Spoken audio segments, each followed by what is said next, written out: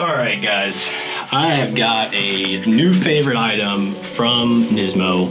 This is a Nismo Safety Kit. This is sort of an emergency kit. Got some great things inside of it. Aluminum blanket, a portable toilet, work gloves, water towel with 150 milliliters of saline water. Can y'all see that right there? I almost Googled what saline water was, and I didn't, and went further into this kit, and on the bag it says clean water. So that's a typo. That's worth the favorite item all in itself, is that there's actually a typo on the packaging. And then there's a dry towel. So let's dig into this thing. You see the box opens, everything fits in there really tight. This box is made perfectly for these items.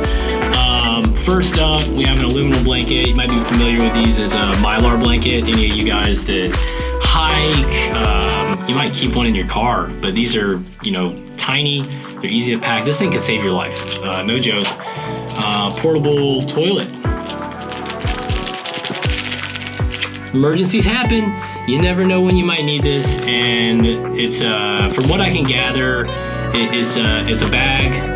There's some like gel material inside of it, so if you need to use the bathroom, you can use it. It'll soak that up, so it's not sloshing around, and you can, tie this thing up and put it in the trash.